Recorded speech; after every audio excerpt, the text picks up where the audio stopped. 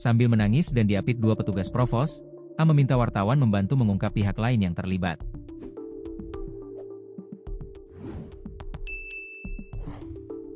Pihak wartawan, ya, kalau maksud saya Pak. Berarti kita disuruh sama orang nih? Saya tidak ada niat untuk menembak almarhumah. Apa motif penembakannya? Tersangka kasus pembunuhan Muhammad Nasir, pedagang bakso di Desa Alweliem, Kota Lok Semawe, akhirnya angkat bicara. Saat dibawa polisi usai konferensi pers menuju tahanan, Senin, 10 November 2025, sekitar pukul 23.30 WIB, A mengaku disuruh menembak korban. Sambil menangis dan diapit dua petugas provos, A meminta wartawan membantu mengungkap pihak lain yang terlibat.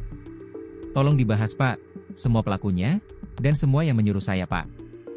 Tolong bantu saya Pak, bantu saya pihak-pihak wartawan.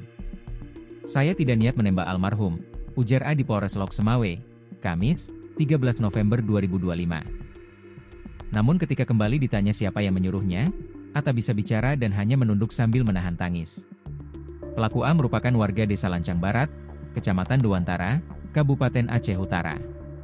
Ia ditangkap di Kabupaten Biren, Kamis, 13 November 2025, atas dugaan terlibat dalam penembakan terhadap Muhammad Nasir di Desa Alweliem, Lok Semawe.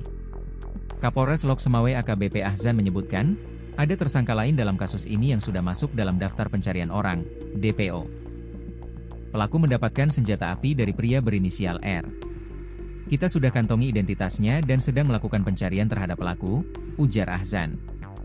Ia menambahkan, pencarian juga diperluas ke Sumatera Utara karena pelaku A berencana kabur ke Singapura.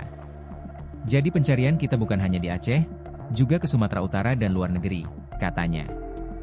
Ahzan mengapresiasi kinerja timnya yang berhasil mengungkap kasus tersebut dalam waktu 3 hari setelah kejadian.